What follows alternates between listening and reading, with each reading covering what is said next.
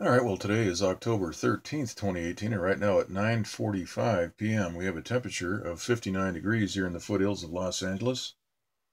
The relative humidity is 87%. The dew point is 55 degrees, and the barometer is reading 29.86 inches. All right, so overnight we had 3/8 of an inch of rain, and that came from an upper level low right here, which basically was a dry upper level low. This moved through, and then suddenly we saw some development near the vortex. Let's go ahead and take a look at the southwest water vapor map right here. We can see that currently there's a right angle imprint on this weather system. There's no longer any precipitation showing up on the Doppler map. We had 3/8 of an inch of rain from this system. If we go back to the bigger map here, the western U.S. map, we had a dry weather system, no moisture in it, moving right over Southern California last night.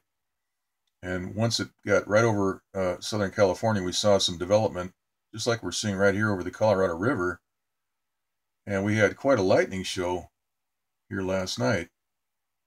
And so probably a lot of kids under 15 probably saw lightning like this for their first time here in Southern California. We haven't had a lightning show like this in many, many years in the Los Angeles area, coupled with rain.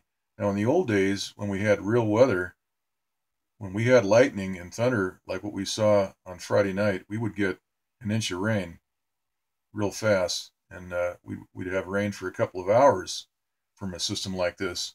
But what we're seeing here, we have a right angle imprint, and that is preventing any moisture from wrapping around and back into that vortex. We can see the center of the low pressure right about where the pen is, which is right over the Colorado River area.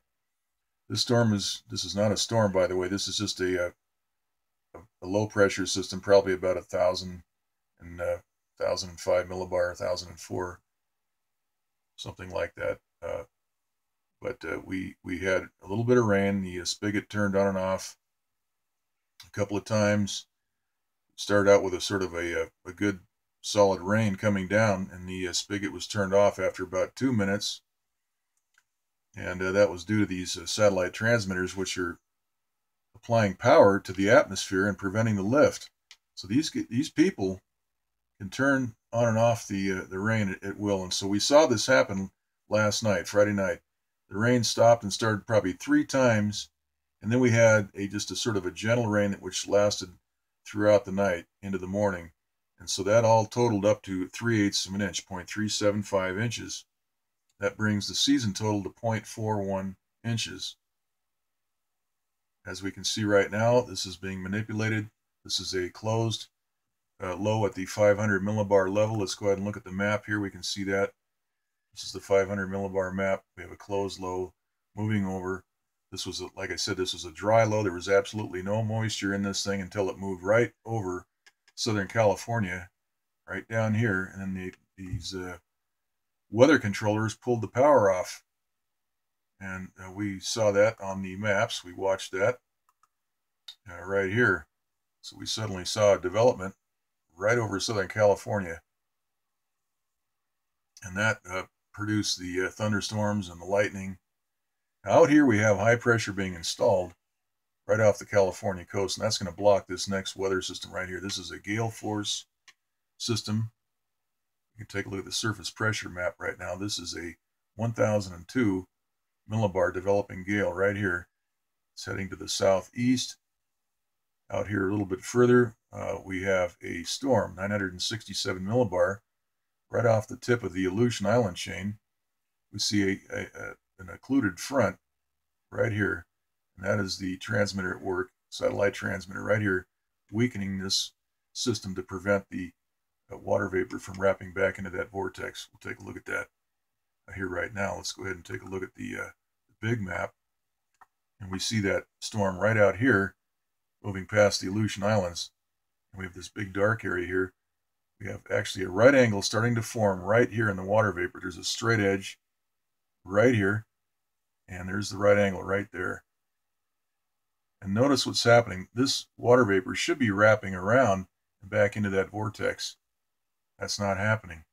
In fact, this is basically a stationary water vapor, this front right here, which is just moving away. Normally, water vapor wraps right back into that vortex. So we can see that manipulation and that right angle right there. Let's go ahead and look at the infrared map. We can see that that is not, we'll have to reload that. Come back to that in a second.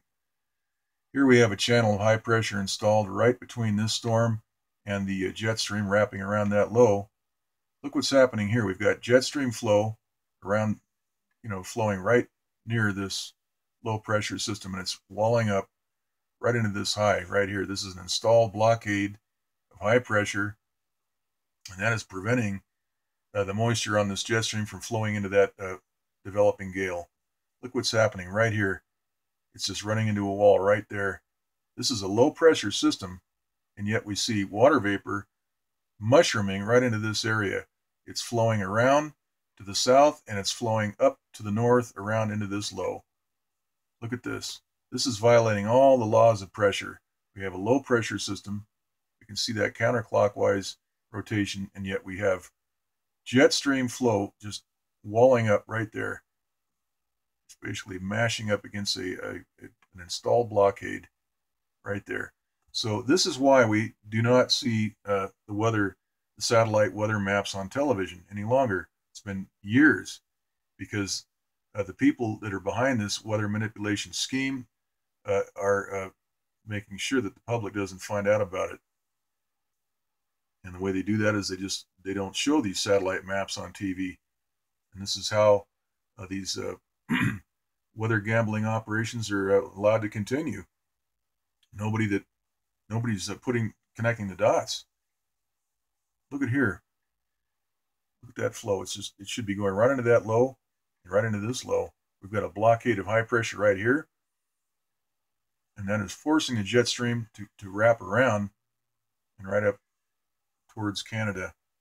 And then we have high pressure right here, which is going to prevent this low from moving in. Now on Monday, Tuesday, Wednesday, we have 82-degree weather forecasted for the Southern California area right after we had this rain. So that's going to dry things out. Right now, the soil is wet. We have the ground is wet, and that would be nice to have some rain here. Every week get a little bit of rain. But with what's happening here, we've got high pressure installed that will prevent this from moving in, this weather system. Let's look at some of these other maps. You can see the high pressure being installed here. We can see that right angle imprint right up here.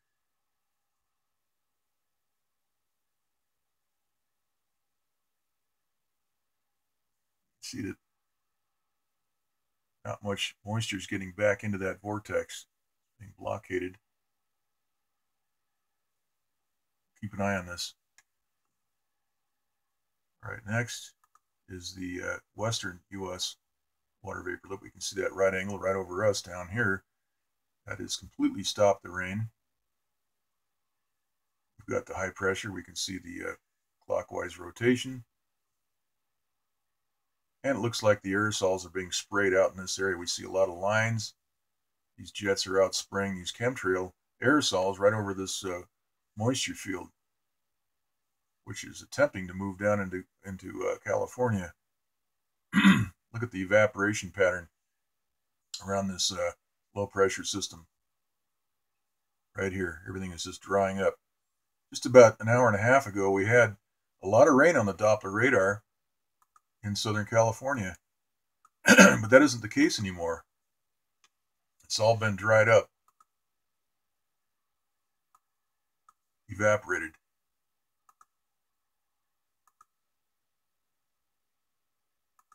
See that here. Look at the evaporation pattern right here, just in the last couple of hours. Here's the IR map. You see the, I'll have to refresh that. Come back to that here in a second.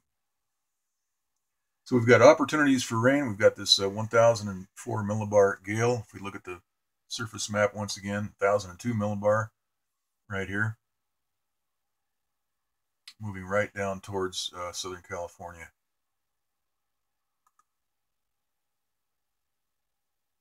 Okay, so let's take a look here. We can see the evaporation pattern.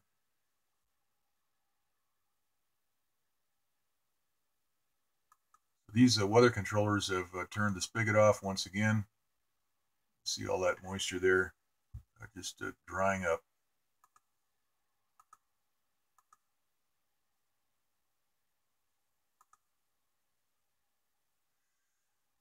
All right, next I want to show some of these maps from that hurricane that just plowed through Florida, Michael. This is what a Doppler, an X-rad Doppler radar looks like. The WSR-88D stacked on about a 6-story tower. The radome is housed in this sphere right up here. That's a fiberglass sphere radome. Okay, we got a technical problem here. Let's see if we can.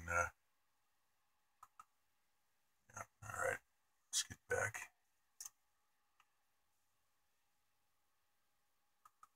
There we go.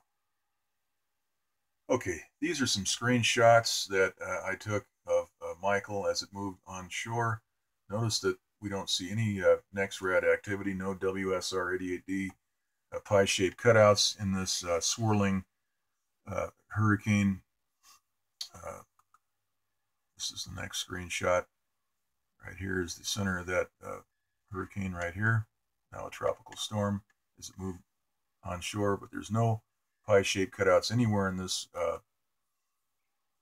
in these screenshots. Now, one thing I want to point out is that there are these NEXRAD Dopplers are located all around the country, and where Michael moved onshore, right near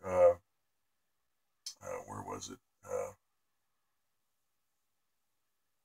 Panama City, I think it was, and there was Mexico Beach, I think it was, where that was ground zero.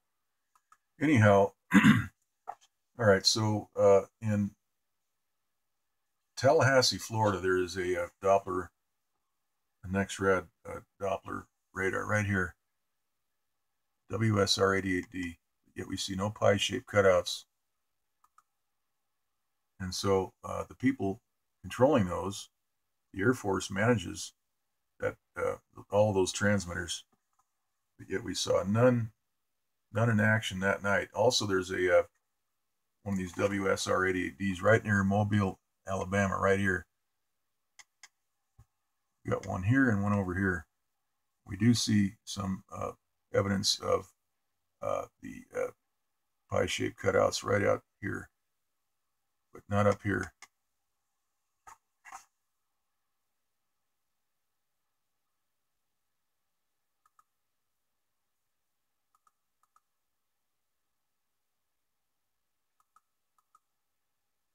Okay, here's another shot. Tallahassee's right here, and Mobile's over here. This thing, as I said, could have been blown apart out in the Gulf of Mexico. That did not happen. This storm was allowed to move in. And next, we're going to take a look at some of these pressure charts. Look at here. As Michael was moving onshore, there's that low pressure right there. We have a high station immediately adjacent to this hurricane right here. And that provided a channel right through Georgia and the Carolinas. This is the 300 millibar map we're looking at. Next map is the 500 millibar. We see an area of high pressure right here, which helped to channel this hurricane right along a prescribed path. This is the surface map for that day, October 10th. So I thought this was interesting. I just wanted to show those surface, those pressure maps. Right here we see that hurricane. This is where it moved right through Georgia. And this high pressure, which is probably installed, ensured that this storm moved right through that area.